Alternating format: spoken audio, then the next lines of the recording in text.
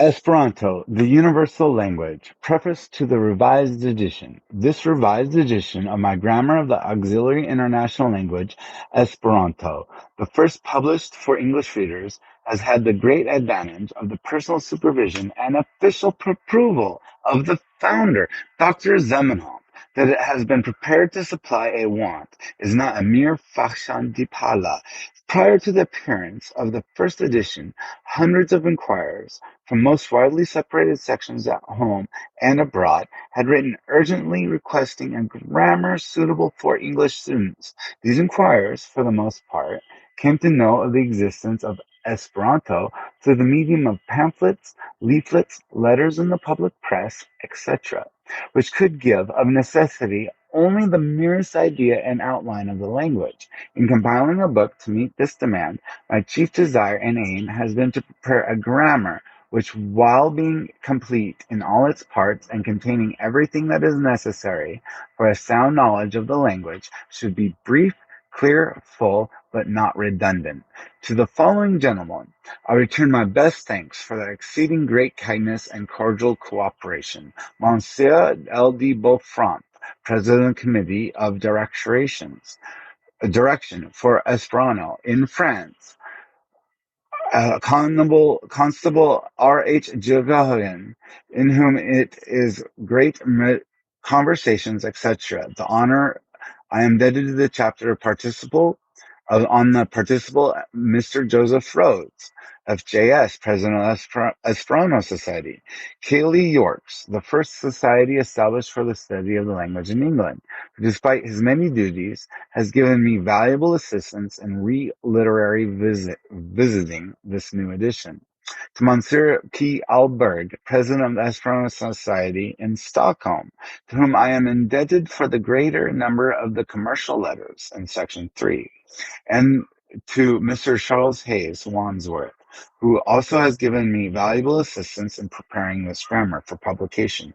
J. C. O'Connor, St. Stephen's Square, Bayswater. Making of an International Language by Dr. Zamenhof. First, let me literary gaze Constance and in laying out the course from let me lie out the course from the Fundamenta Crestomatio, which every Esperantist should read. If the reader should take up this little work with an incredulous smile, supposing that he is about to pursue the impracticable schemes of some good citizens of Utia or Utopia, I would in the first place beg of him to lay aside all prejudice and treat seriously and critically the question brought before him. I need not here point out the considerable importance to humanity of an international language, a language unconditionally accepted by everyone, and the common property of the whole world. How much time and labor we spend in learning foreign tongues, and yet when traveling in foreign countries, we are, as a rule, unable to converse with other human beings in their own language. How much time, labor, and money are wasted in translating the literary productions of one nation into the language of another, and yet, if we rely on translations alone, we can become acquainted with but a tithe of foreign literature. Were there but an international language, all translations would be made into it alone, as into a tongue intelligible to all, and works of an international character would be written in it. In the first instance, the Chinese wall dividing literatures would disappear, and the works of other nations would be as readily intelligible to us as those of our own authors.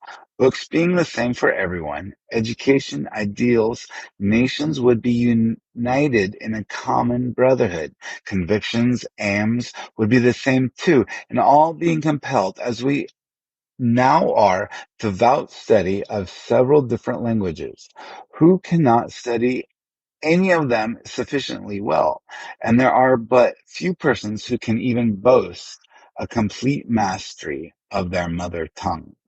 On the other hand, languages cannot progress towards perfection, and we are often obliged, even in speaking our own language, to borrow words and expressions from foreigners, or to express our thoughts inexactly. How different would the case be had we but two languages to learn? We should know them infinitely better, and the languages themselves would grow richer and reach a higher degree of perfection than is found in any of those now existing. And yet, through language is the prime motor of civilization, and to it alone we owe the fact that we have raised ourselves above the level of other animals. Difference of speech is a cause of antipathy, nay, even of hatred between people as being the first thing to strike us on a meeting. Not being understood, we keep aloof, and the first notion that occurs to our minds is not to find out whether the others are of our own political opinion or whence their ancestors came from thousands of years ago, but to dislike the strange sound of their language. Moreover, anyone who has lived for a length of time in a commercial city whose inhabitants were of different unfriendly nations will easily understand what a boon would be conferred on mankind by the adoption of an international idiom, which, without interfering with domestic affairs or the private life of nations, would play the part of an official and commercial dialect. At any rate, in countries inhabited by different people, of different nationalities, which may well be imagined as international, I will not expatiate on the immense importance language would acquire in science, commerce, etc. Whoever has put Whoever has but once bestowed a thought on the subject will surely acknowledge to be great if by it we could obtain universal tongue. It is therefore imperative that the lightest effort in that direction should be attended.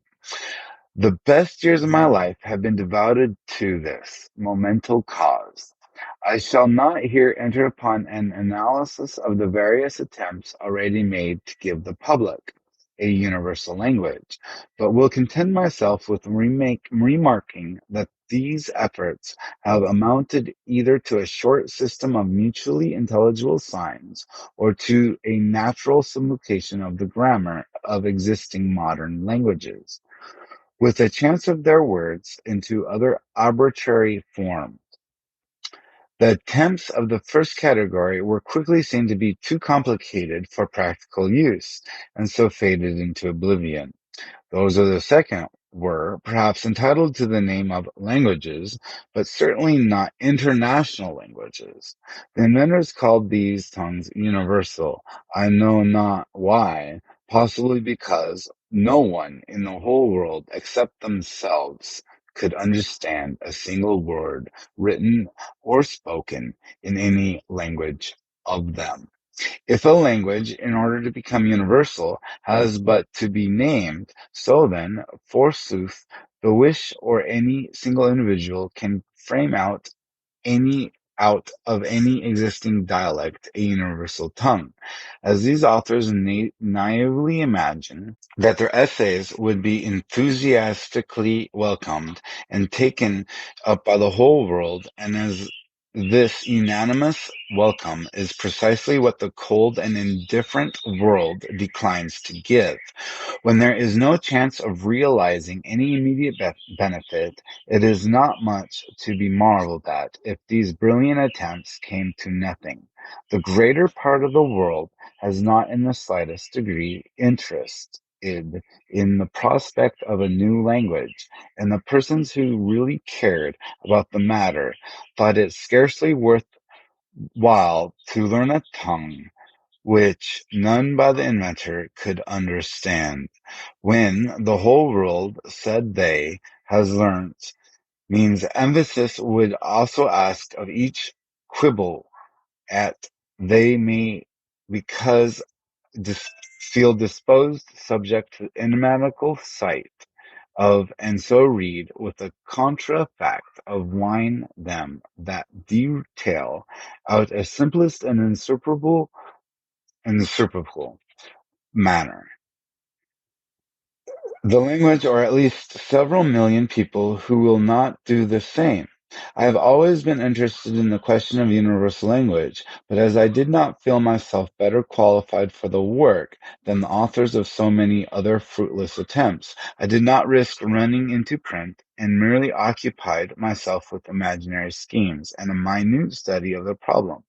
A length however, some happy ideas, the fruits of my reflections, incited me to further work, and introduced me to the essays of systematic conquest of the many obstacles which beset the path of the inventor of new rational universal language.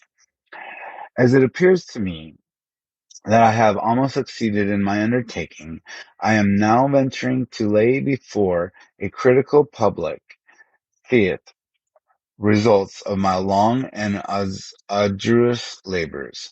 The principal difficulties to be overcome were: 1. To render the study of the language so easy as to make its acquisition merely easy, to enable the learner to make direct use of his language to the learner.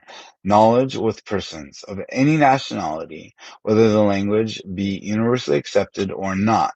In other words, the language is to be directly a means of international communication. To find free to find some means of overcoming the natural indifference of mankind and disposing them in the quickest manner possible and in mass to learn and use the proposed language as a living one, and not only in last extremities and with the key at hand. While, on the spirit of making the structure the other exactness, he learned perfection, giving to grammar amongst the numberless various times to the public, often under the high-sounding but unaccountable name of universal projects submitting at languages. No one has solved at once mere the one of the above-mentioned problems, and even that but partially. Before proceeding to enlightening the reader as to the nation of getting better, so many imaginary of them induced, I am to the first the first difficulty.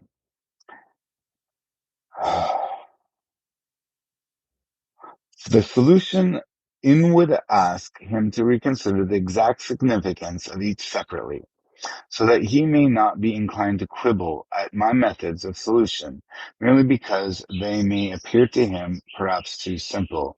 I do this because I am well aware that the majority of my kind feel disposed to bestow their consideration on any subject, the mere carefully in-proportionate as in inimitable and incomprehensible.